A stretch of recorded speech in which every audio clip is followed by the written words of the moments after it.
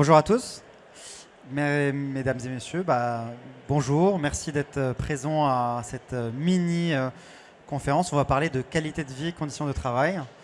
Donc l'idée en fait c'est d'abord définir de quoi il s'agit. Donc pour ceux qui ne sont pas au fait du sujet, donc on a historiquement toujours parlé de qualité de vie au travail depuis 2013. Et depuis 2022, le terme a changé pour y introduire une notion de qualité de vie et conditions de travail. Historiquement, la qualité de vie au travail, telle qu'elle a été définie par les accords nationaux interprofessionnels, elle définissait en fait toutes les conditions en fait, dans lesquelles le travailleur exerce son quotidien professionnel et qui permettent en fait en quelque sorte de travailler la performance de l'entreprise. Et l'idée de la QVCT, c'était d'y inclure des sujets qui vont avoir en fait un impact un peu plus global sur l'organisation du travail, sur l'environnement du travail, sur les relations professionnelles ou encore sur vraiment toutes les conditions matérielles et immatérielles dans lesquelles le travailleur exerce son métier. L'objectif de tout ça, c'était de donner une importance en fait sur les conditions réelles dans lesquelles le travailleur exerce son métier. Et on sort un peu de la logique qu'on avait historiquement, qui était finalement les conditions de travail, c'est un peu uniquement le bien-être au travail. Là, c'est d'aller un peu au-delà de ça. Et du coup, 6 dimensions ont été définies dans le cadre en fait, de cette notion de qualité de vie des conditions de travail que vous voyez là. Donc, la première, c'est le management participatif et l'engagement. Donc là, c'est des sujets qui vont faire référence vraiment aux relations qu'on va voir dans l'entreprise avec 100+1, donc le relation management, d'impliquer un peu les collaborateurs dans les prises de décision, mais aussi des sujets de rémunération ici qui vont être un peu plus adressés de manière un peu, on va dire, plus concrète sur tous les aspects qui touchent à la rémunération du collaborateur. Il y a une dimension sur l'égalité professionnelle qui inclut non pas seulement uniquement l'égalité en fait au sens parité, mais aussi tous les sujets d'inclusion, tous les sujets de pénibilité aussi, donc d'équilibre vie privée, vie professionnelle, qui ont aussi été introduits dans le cadre de cette dimension. Le parcours et compétences professionnelles, donc là de nouveau on met un peu plus d'accent sur des sujets liés à la formation des collaborateurs, il y a la gestion des carrières, l'évolution des carrières. La relation au travail et le climat social, ici on va plutôt parler de relations collaborateurs entre eux, relations avec le management, relations avec les partenaires sociaux aussi, le climat social global et comment derrière on va avoir les bonnes actions pour améliorer tout ça. Le contenu du travail aussi, donc il fait partie d'une des dimensions clés. Et donc là, on va s'intéresser au quotidien du collaborateur, des métiers qu'il va exercer vraiment au quotidien et de savoir derrière comment on répartit cette charge de travail. Et enfin, la dernière dimension qui est essentielle, qui relève de la santé au travail et qui va toucher notamment sur des sujets liés aux risques psychosociaux qui sont de plus obligatoires à traiter. Et donc, une fois qu'on a dressé un peu le spectre de ces dimensions de la qualité de vie au travail, la question qu'on va se poser après, c'est quels sont les axes en fait, stratégiques qu'on va mettre en place pour pouvoir améliorer justement ces 6 dimensions-là. L'un des moyens et le meilleur, en fait, c'est l'écoute collaborateur. C'est d'avoir une stratégie d'écoute permanente des collaborateurs en entreprise pour d'abord identifier les points forts, les axes d'amélioration. Et cette stratégie d'écoute, nous on la segmente en 3 parties, en fait, en 3 blocs. D'abord et avant tout, quand on n'a rien, c'est de commencer par faire un constat global. Le constat global, il peut prendre plusieurs formes, de choses que je pense que vous connaissez déjà dans vos organisations. On va appeler ça un baromètre social annuel, un baromètre QVCT, une enquête sur le bien-être au travail. Donc c'est plutôt un baromètre qui va adresser différents sujets qui vont permettre de mesurer le climat social global et d'identifier déjà tout de suite des points forts ou des axes d'amélioration à travailler. Ensuite, on va avoir un sujet qui est d'autant plus obligatoire, qui est les risques psychosociaux, avec une évaluation des risques psychosociaux, puisqu'on va adresser vraiment des sujets liés à la santé mentale des travailleurs, des sujets de pression, des sujets de vraiment d'équilibre vie privée, vie perso. Et enfin, quand on est un peu plus poussé dans cette démarche, on va mettre en place l'écoute permanente, qui passe à travers ce qu'on peut appeler des enquêtes d'engagement ou des enquêtes d'opinion interne, qu'on va adresser à des moments clés, post-intégration d'un nouveau collaborateur, post-formation, post-départ d'un collaborateur, ce qui va permettre d'avoir vraiment une écoute fine et permanente du ressenti du climat social. L'objectif de tout ça derrière, c'est de mettre en place des plans d'action, parce qu'on va vraiment identifier des axes stratégiques sur lesquels on va pouvoir activer des plans d'action ciblés en fonction des sujets qui vont remonter. Et je vous partagerai une étude rapide sur le MIT, de MIT Harvard qui n'est pas surprenante, mais en gros qui dit qu'en globalement, quand on va avoir des salariés heureux, écoutés, on va avoir un impact sur deux choses, la productivité et l'absentéisme. Donc avec 2 fois moins de salariés malades, 6 fois moins absents, 31% plus productifs et 55% plus créatifs.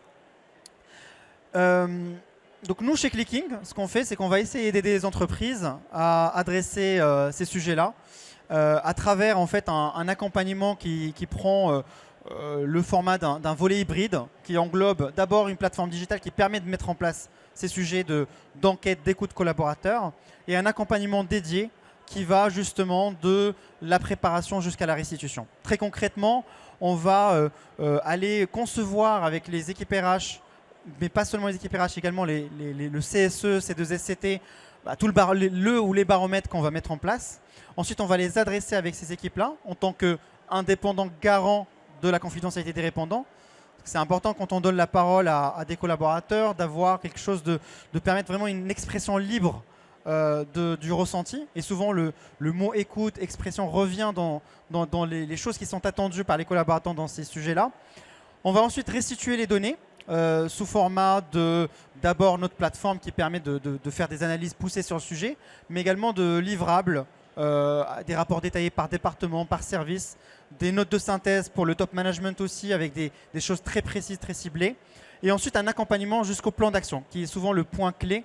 Et donc là, on va mettre en évidence des partenaires, souvent experts sur des thématiques qui sont remontées dans les différents baromètres et qui vont accompagner les équipes RH justement à mettre en place le bon plan d'action.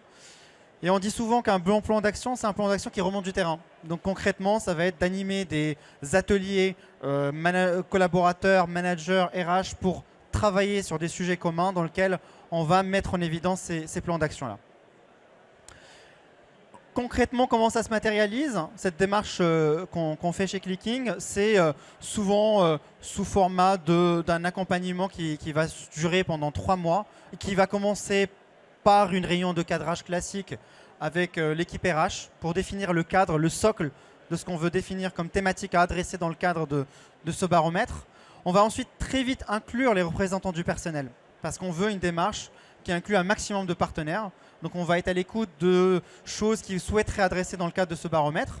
Et ensuite, là on prend le relais, nous, de traiter la donnée, l'administrer, anonymiser la donnée. Anonymiser la donnée, ce n'est pas uniquement enlever les noms et prénoms, c'est identifier des systèmes sur lesquels on a un service, on a 2 collaboratrices et 3 collaborateurs. Donc là, ça veut dire que typiquement des critères de filtre par sexe, on va être vigilant dessus pour ne pas identifier les collaborateurs. Et parfois même les verbatims, parce que les verbatims, c'est une mine d'or d'informations dans lequel les collaborateurs vont remonter pas mal de choses. Et donc nous, notre rôle, c'est de venir lire l'ensemble des verbatims pour potentiellement, si on peut identifier un collaborateur, à ce moment-là, on a un rôle de modération là-dessus pour rester focus sur des points clés globaux, en tout cas du baromètre. Et après, donc, l'approche va jusqu'à aller présenter les résultats en CODIR, en COMEX, en CSE, avec derrière le plan d'action qui déroule par la suite. Donc, c'est une approche qui englobe une plateforme digitale, très ergonomique, très puissante, qui permet de piloter tout ça, des rapports analysés, commentés, qui vont être mis à disposition, et un accompagnement derrière de la conception jusqu'à la mise en place du plan d'action. Pour finir, je voulais vous partager 2 cas clients avec 2 problématiques différentes pour avoir une idée un peu de sujets qu'on va être amené à adresser. Efficience Santé au Travail, donc c'est un organisme de santé au travail, de médecine du travail, donc santé au travail maintenant on les appelle ça comme ça, avec 26 centres et un siège, qu'on a eu pour challenge en fait d'avoir une suite dans le temps. C'est-à-dire qu'on a mené un premier baromètre en 2023 et là l'idée c'était de faire l'étude d'impact des plans d'action qui ont été menés et voir l'évolution du climat social d'une année à l'autre. C'était aussi d'aller gérer cette répartition dans différents centres avec des collaborateurs de différents profils. On a des médecins, des infirmiers, des collaborateurs administratifs, des collaborateurs sièges, donc vraiment des profils divers et variés. Et donc, ce qui a été mené donc, dans le cadre de cette enquête, le fait de préparer le terrain en amont, on a une forte participation. Aujourd'hui, c'est devenu un moment clé, attendu, avec des taux qui sont de plus de 90% de participation des collaborateurs à ce baromètre. Des indicateurs qui sont en hausse d'une année à l'autre parce qu'on identifie des actions précises, ciblées, sur lesquelles on va avoir des actions à mener l'année suivante. Une mise à disposition derrière des résultats via la plateforme, mais aussi différents livrables par secteur, par centre, par catégorie de collaborateurs. Une présentation des résultats en COMEX derrière, et ensuite identifiant des plans d'action. Et on prépare de nouveau l'année prochaine le baromètre pour avoir un suivi régulier dans le temps. Deuxième cas client. Donc là, on part vraiment sur un autre secteur. Cogent, je ne définis pas l'enseigne, je pense qu'elle est connue, enseigne de restauration commerciale. 40 restaurants sur un secteur qui n'est pas facile. Hein. On dit souvent la restauration commerciale, surtout pour les collaborateurs terrain, c'est pas simple comme secteur. Avec différentes problématiques à adresser. D'abord, comment on fait quand on est dans une organisation où tous les collaborateurs n'ont pas d'adresse mail professionnelle, où tous les collaborateurs ne sont pas à l'aise, par exemple, avec le français. Donc, comment on fait pour adresser ces sujets-là, pour être le plus inclusif possible. Et surtout, une volonté de l'équipe RH et de l'équipe de direction de vraiment inclure le CSE et la C2ECT, donc les représentants du personnel, dès la construction du projet. Et donc, qu'est-ce qu'on fait derrière? C'est d'abord, on propose des formats de collecte différents. Donc, des formats de collecte classiques par email, par QR code aussi pour ceux qui ont des smartphones. Et ça va aussi jusqu'à mettre à disposition dans des restaurants, des tablettes, des ordinateurs, dans lesquels on va accompagner les collaborateurs dessus pour pouvoir participer. Sur le multilingue, on va proposer aux collaborateurs de répondre dans leur langue natale. Et après, on va retraiter la donnée, ce qui permet justement à tout collaborateur qui est à l'aise dans une autre langue de pouvoir quand même remonter son ressenti, ses verbatim, sans qu'il y ait cette barrière-là. Ensuite, derrière, c'est toute la partie justement de présentation des résultats, où on est vraiment allé en profondeur, déjà présentation CODIR, COMEX, mais aussi CSE. Et ensuite, on a participé aussi à des réunions au niveau de certains sites, au niveau de certaines directions, pour aller en profondeur, en tout cas sur l'analyse, et ensuite travailler les plans d'action. Donc c'est vraiment cette approche globale qu'on essaie de faire, en tout cas chez Clicking, pour accompagner des entreprises sur des problématiques parfois qui sont totalement différentes et d'adresser ce sujet tout en fournissant une plateforme digitale ergonomique, puissante qui permet d'adresser ces sujets-là et un accompagnement dédié avec des experts qui sont surtout sur les plans d'action sectoriels, par métier, en fonction des sujets qui remontent. Voilà un petit peu ce que je voulais vous partager aujourd'hui. Donc si vous avez des questions ou vous avez une petite plaquette aussi qu'on vous a laissée, mais si vous avez des questions, en tout cas, je suis à votre disposition. Merci.